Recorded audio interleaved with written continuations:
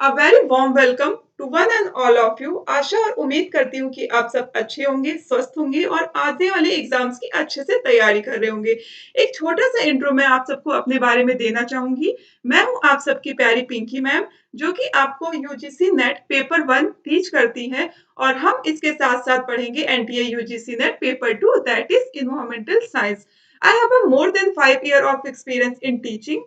So without let's any delay, let's start our topic that is environmental science. आज हम सब environmental science का एक छोटा सा टॉपिक जो कि है environmental pollution and control पढ़ेंगे। जैसा कि हम सब जानते हैं कि पोल्यूशन टर्म डिफाइन करता है कि आने वाले सिटीज में या फिर कुछ सिटीज हैं जैसे कि दिल्ली के आसपास जो बच्चे रहते होंगे वो देखते होंगे कि वहाँ की एयर क्वालिटी जो है कितनी दूषित हो गई है, क्योंकि इतने इंडस्ट्रियल एरियाज हैं या फिर इतने ट्रैफिक जनरेट होते हैं कि वहाँ पे एयर क्वालिटी से या कुछ टॉक्सिक गैसेस होती हैं वो निकलती हैं। और पोल्यूशन टर्म हम अपनी डेली लाइफ में देखते होंगे कितना ज्यादा यूज होता है। जैसे कि कुछ बच्चे रहते होंगे कि इंडस्ट्रियल एरियाज में रहते होंगे, वो देखते होंगे कि वहाँ की वाटर क्वालिटी कितनी दूषित हो गई है, या कुछ बच्चे मेट्रो स्टेशन में या ट्रैफिक एरियाज में या रेलवे स्टेशन के आसपास रहते हैं, वो वहाँ के नॉइस को देखते होंगे कि वहाँ की नॉइस कितनी, वहाँ पे नॉइज़ पॉल्यूशन कितना ज़्यादा क्रिएट हो गया है। तो पॉल्यूशन टर्म हम ऐसे भी डिफाइन कर सकते हैं कि हमारे एनवायरनमेंट में एक सर्टेन लिमिट होती है किसी चीज़ की, अगर वो लिमिट क्रॉस कर जाती है, किसी भी चीज़ की, लाइक कि केमिकल्स हो गया या बायोकेमिकल्स हो गए, किसी भी चीज़ की एक सर्टेन लिमिट से ज़्यादा क्रॉस हो, डियर स्टूडेंट, जैसे कि आप सब डेली लाइफ में देख सकते हैं कि हम चाय बनाते हैं तो चाय में चीनी ज़्यादा हो जाती है, तो वो हमें टॉक्सिक लगने लगती है, या हम खाना बनाते हैं तो उसमें हमें नमक ज़्यादा हो जाता है, तो हम सोचते हैं कि ये अब खाने लायक नहीं रहा। तो ऐसे हम एनवायरमेंटल फैक्टर में भी देख सकते हैं कि एक सब चीज़ों की एक सर्टेन लिमिट डिसाइड की गई है। अगर उस लिमिट से ज़्यादा उसकी वैल्यू हो जाती है, तो उस टर्म को हम पॉल्यूशन बोल सकते हैं कि ये टॉक्सिक हो गई है, ये हमारे रहने लायक या पीने लायक, या ये एयर क्वालिटी हमारे सांस लेने लायक, ब्रीथिंग लायक नहीं रही। तो उस टर्म को हम पॉल्यूशन बोलते हैं। आगे हम इस चीज को डीप में पढ़ेंगे। इन्वायरमेंटल पॉल्यूशन जैसा कि आप सब वर्ड से ही देख पा रहे होंगे, environmental pollution can define any undesirable change, जैसे कि फिजिकल फिजिकल चेंजेस होते हैं, फिजिकल, केमिकल एंड बायोलॉजिकल।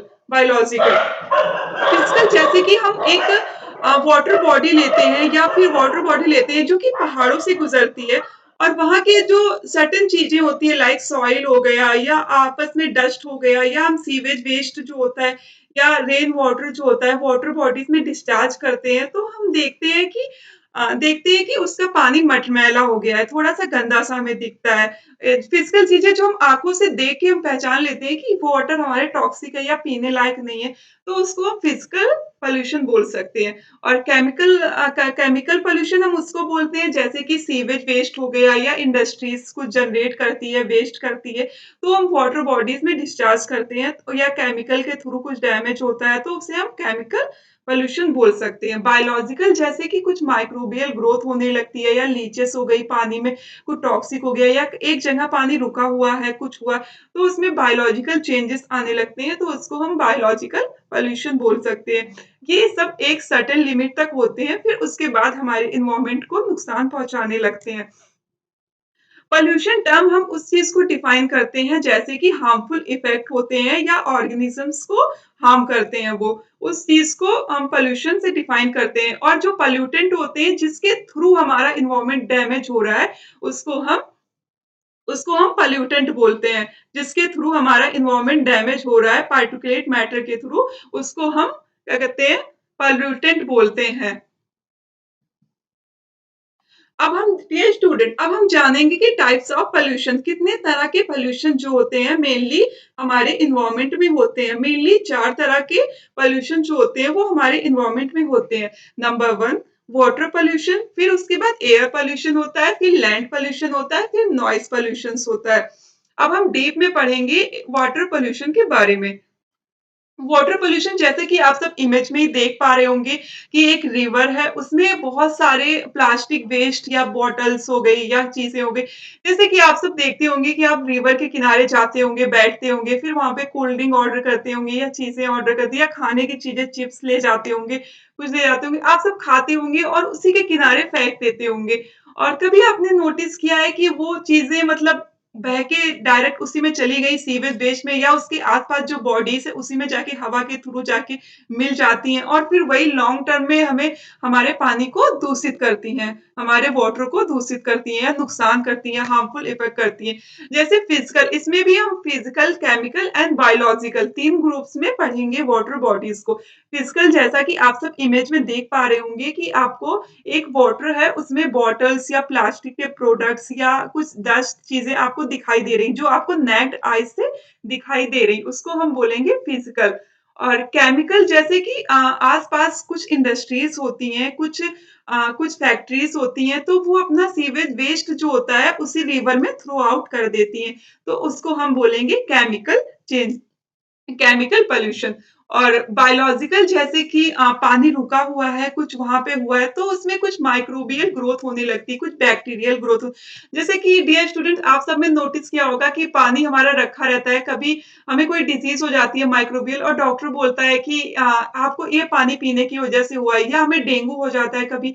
तो आपने कभी नोटिस किया है कि वो डेंगू हमें क्यों हो रहा है? क्योंकि वो पानी जो है वो स्टोर्ड है या फिर वहाँ पे मच्छर पनपने लगते हैं, चीज़ें होने लगती हैं, तो फिर उस वज़ह से हमें वो डिज़ीज़ होती है। वो हमारे वो हमारे लिए अनसूटेबल होती है, क्या कहते हैं, चीज़ें और वो ह्यूमन एक्टिविटीज़ के थ्रू भी जो होता है, वो मतलब नुकसान पहुँचाते हैं हम वाटर बॉडीज़ को। और वाटर आप सब जानते होंगे डियर स्टूडेंट्स जैसे कि वाटर जो होता है, फ्रेश वाटर जो होता है, हमारे बहुत यूज़ होता है।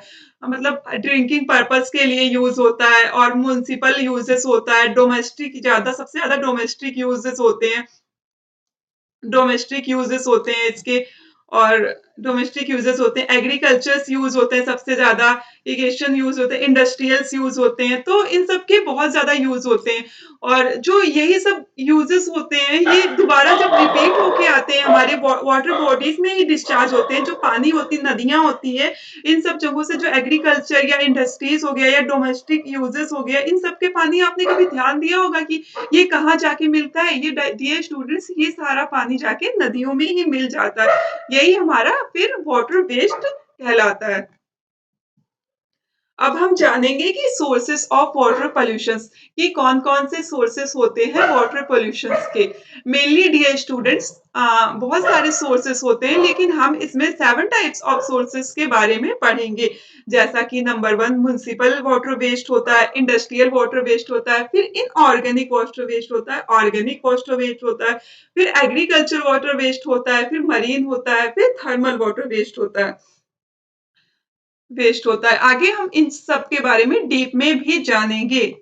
जैसा कि आप पिक्चर में भी देख पा रहे होंगे कि municipal solid waste, municipal water waste municipal के थ्रू जो सॉलिड वेस्ट होता है वो हमारा वाटर बॉडीज में जनरेट हो जाता है। म्युनिसिपल मीन्स कि आसपास का सीवेज वेस्ट जो होता है या फैक्ट्रीज का जो डिस्चार्ज होता है सारा आके इकट्ठा हमारे रिवर्स में जनरेट हो जाता है। इंडस्ट्रियल वेस्ट जैसा कि आप सब जानते होंगे या आप सब कभी आस-पास की चीनी फैक्ट्री या शुगर मिल जो होती है या ईटा जहाँ पे बनता है, वहाँ की चिमनी से जो धुआँ निकलता है या फिर वहाँ के डिस्चार्ज आप सब कभी देखे हैं कि वहाँ वाटर पॉल्यूशन जो होता है, वो मतलब वहाँ की वाटर बॉडीज़ जो होती है, वो डिस्चार्ज कर दी जाती है इंडस्ट्रीज़ में और इंडस्ट्रीज में क्या फूड बनता है, फूड प्रोसेसिंग फैक्ट्रीज होती है या टेक्सटाइल फैक्ट्रीज होती है या पेपर इंडस्ट्रीज होती है।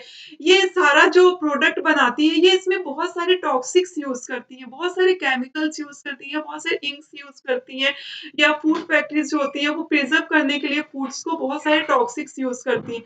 तो ये सारे जब टॉक्सिक्स होते हैं, वो वाटर में मिलके आके उसके बाद लिविंग्स बीइंग्स को नुकसान पहुँचाते हैं। ये वाटर बॉडीज़ में डिस्चार्ज कर देते हैं। और इनऑर्गेनिक पॉल्यूटेंट्स जो होते हैं, इनऑर्गेनिक पॉल्यूटेंट जैसे कि डियर स्टूडेंट्स आप सब जानते होंगे कि इसमें हैवी मेटल्स होते हैं। जो हैवी मेटल्स होते हैं वो आके फिर नुकसान पहुंचाते हैं हमारे शरीर में। कई तरह की बीमारीज होती हैं, क्या कहते हैं, इन हैवी मेटल्स के थ्रू। लाइक कि स्टोन्स आप सब देख पा रहे होंगे, रिलेट कर पा रहे होंगे कि आजकल जो होता है हमारे बॉडीज में स्टोन्स के फॉर्मेशन ज्यादा होने लगे। कभी आपने नोटिस किया होगा कि आजकल डेली लाइफ में इतने स्टोन्स क्यों बन रहे हैं इंसानों के? क्योंकि हम वाटर को बिना प्यूरिफाई किए पानी पी रहे हैं और ये जो हैवी मेटल्स हैं ये हमारे बॉडी में स्टोर कर रहे हैं जाके। ऑर्गेनिक पोल्यूटेंट जैसे कि ऑर्गेनिक पोल्यूटेंट्स आप सब देख पा रहे होंगे, ऑयल, फैट, फिनॉल और ऑर्गेनिक एसिड, ग्रीस। जैसे कि रिवर्स के ऊपर से जो शिप्स होती हैं, शिप्स पानी की जहाज जो होती हैं वो जाती हैं, तो कुछ ऑयल्स होते हैं, उनके ग्रीस होते हैं, वो गिर जाते हैं, या प्लेन्स जाती हैं ऊपर के ऊपर, रिवर्स के ऊपर से। तो क्या कहते हैं, उनपे कुछ डिस्चार्ज हो जाते हैं, तो क्या कहते हैं, फिनॉल्स के या फिर मतलब ऑयल्स के। तो ये सब ऑर्गेनिक वो नुकसान पहुंचाते हैं, ऑर्गेनिक पोल्यूटेंट्स कहलाते हैं। ये स्टूडेंट्स जैसे कि आप सब एग्रीकल्चर वर्ड से ही समझ पा रहे होंगे कि एग्रीकल्चर वेस्ट, लाइक जो हम खेती करते हैं उनसे जो प्रदूषण होता है या उनसे जो वेस्ट जनरेट होता है वो सब भी हमारे लिए टॉक्सिक्स होता है। जैसे कि एग्रीकल्चर में हम केमिकल फर्टिलाइजर यूज करते हैं या पेस्टिसाइड्स यूज करते हैं, हम उस क्रॉप्स की पैदावार बढ़ाने के लिए। जैसे कि आप सब जान रहे होंगे कि पॉपुलेशन हमारी इंक्रीज कर रही है डे टू डे लाइफ में, तो पॉपुलेशन जब इंक्रीज करती है तो हम उन तक फूड पहुंचाने के लिए और ज्यादा क्रॉप्स को पैदावार करते हैं। कभी आपने देखा होगा कि जमीनें कम पड़ती जा रही हैं और एग्रीकल्चर को हम बढ़ाने के लिए जगह जो है वो हम सीमित हो गई है, तो हम क्रॉप्स क्रॉप्स को कुछ लिमिटेड अमाउंट में उसको हम बहुत ज़्यादा करने के लिए क्या कहते हैं, बहुत सारे पेस्टिसाइड्स और केमिकल फर्टिलाइजर्स यूज़ करते हैं, और उनके जो साइड इफ़ेक्ट्स होते हैं, वो हमारे वाटर में या फिर वहाँ की जो सॉइल होती है, उन पे पड़ते हैं और वो इनडायरेक्टली या डायरेक्टली वे में हमें नुकसान करते हैं। मरीन पोल्यूशन जैसे कि आप सब वाटर पोल्यूशंस में ही देखे होंगे कि मरीन पोल्यूशन लाइक समुद्र से शिप जाती है तो वो हमें नुकसान करती है। वहाँ पे ऑयल से डिस्चार्ज होता है तो वहाँ की लाइफ्स को भी नुकसान करती है। डिटर्जेंट्स होता है वो सब भी नुकसान करता है। थर्मल पोल्यूशंस लाइक कि हॉट वाटर्स जो होता है वो हॉट वाटर्स जो होता है वो थर्मल पोल्यूशन, जैसे कि आप सब जानते होंगे कि हॉट वाटर जो होता है वो डिस्चार्ज करते हैं हम सब रिवर्स में। लाइक कि वहाँ का जो कूलेस्ट टेम्परेचर होता है वो बिगड़ जाता है उनकी वजह से, हॉट वाटर जो यूज करते हैं। और वहाँ की जो फिशेस होती हैं वो एक सर्टेन अमाउंट का टेम्परेचर नहीं झेल पाती है, इस वजह से उनकी लाइफ जो होती है वो डेथ हो जाती है। लाइक ऑक्सीजन का जो टेम्परेचर होता है वो डिक्रीज हो जाता है उनकी वजह से। तो इस वजह से थर्मल पोल्यूशन कॉज करता है। लाइक एयर पोल्यूशन जैसे कि आप सब देख पा रहे होंगे कि मतलब उस पिक्चर से ही देख पा रहे होंगे कि धुआं जो है वो चिमनी से निकल रहा है और वो टॉक्सिक कर रहा है इन्वायरमेंट को टॉक्सिक कर रहा है। तो ये चीजें जो है ये बहुत हार्मफुल इफेक्ट जो है हमारे इन्वायरमेंट को एक लॉन्ग टर्म में पहुंचाती है। एयर पोल्यूशन जैसे कि आप सब एयर पोल्यूशन टर्म से ही पीछे पिक्चर में देख पा रहे हैं कि ये जो धुआं होता है, ये चीजें होती है, केमिकल एंड बायोलॉजिकल किसी भी वे में जो होता है वो हार्मफुल इफेक्ट पहुंचा रहा है एटमॉस्फेयर को। और यही सब चीजें सब्सटेंस जो जो माइन्यूट माइन्यूट पार्टिकल करके होते हैं वो हमारी हवाओं में घुल जाते हैं, और जब हम सांस लेते हैं तो ये हमारे हमको एक सर्टेन अमाउंट तक डैमेज करती है, हमारे लीवर्स को डैमेज करती है, हमारे फेफड़ों को डैमेज करती है, लंग्स को डैमेज करती है, और एक लॉन्ग टर्म में बहुत डिजीज को कॉज करती है। Causes of air pollution, dear students जैसे कि हम सब जानते हैं कि एयर पोल्यूशन के बहुत सारे कॉजेस होते हैं। नंबर वन, कार्बन डाइऑक्साइड जो होता है वो डिफॉरेस्टेशन से जनरेट होती है, जी डिफॉरेस्टेशन से जनरेट होती है।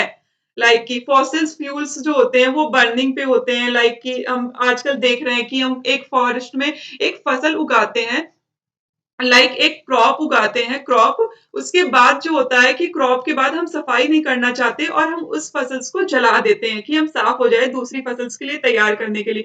बट हमने कभी सोचा है कि वो धुआं जो है वो एक एटमॉस्फेयर में जाके हमें नुकसान पहुंचाता है, वापस चीजें रिटर्न आती है। लाइक हम नेचर को कुछ हार्म करते हैं तो नेचर बदले में उस चीज के और टॉक्सिक इफेक्ट करके हमें रिटर्न करता है।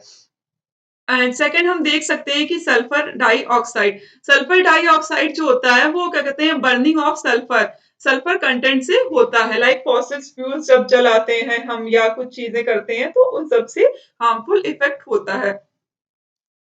और एक सल्फर डाइऑक्साइड्स होता है। सल्फर डाइऑक्साइड जो होता है वो वेरी डेंजरस होता है ह्यूमन बीइंग्स के लिए।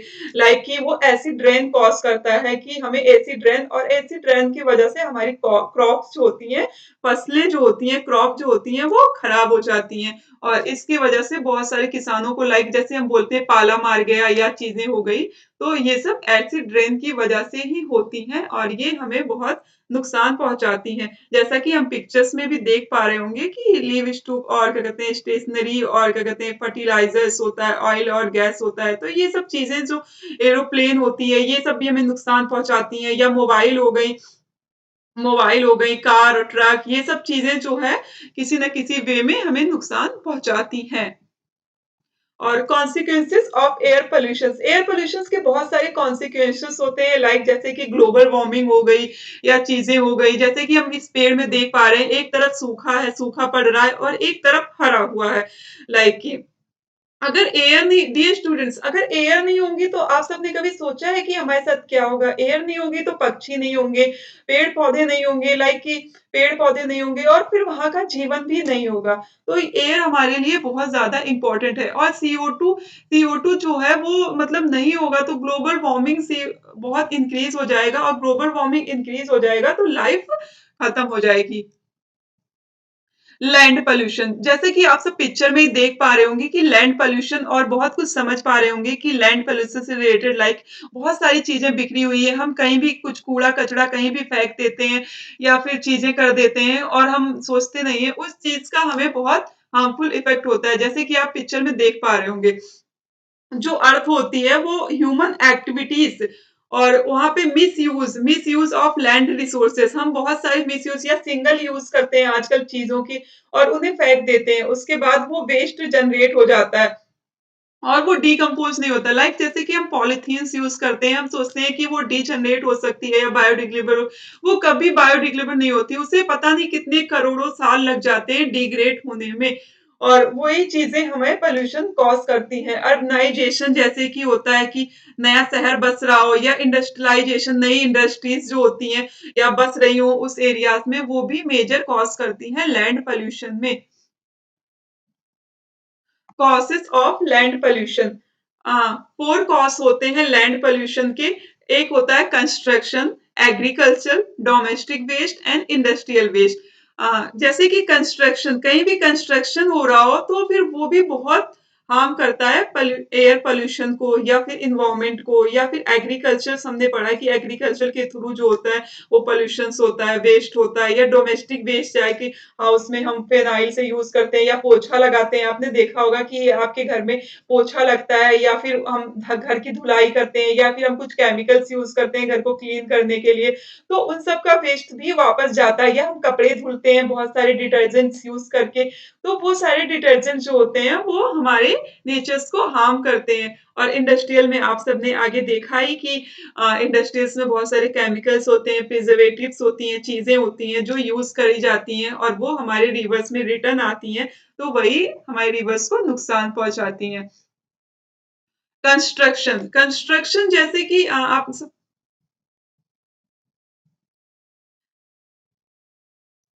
डियर स्टूडेंट्स, अब हम आगे के टॉपिक में बाकी हम कवर करेंगे कि नॉइज पॉल्यूशंस और चीजें। आज का टॉपिक यहीं तक था। बाकी आप सबको कोई भी क्वेरी हो, कोई भी चीजें हो, पूछना हो, कोई भी डाउट्स हो तो आप सब पूछ सकते हैं। बाकी चीजें हम लैंड पोल्यूशन या एयर पोल्यूशन या नॉइज पोल्यूशन नेक्स्ट टॉपिक में कवर करेंगे। आप सबकी कोई क्वेरी हो, कुछ हो तो आप सब कमेंट्स बॉक्स में कमेंट कर सकते हैं। थैंक यू सो मच आज का सेशन सुनने के लिए। Thank you so much and बाकी हम फिर मिलेंगे नए टॉपिक्स के साथ।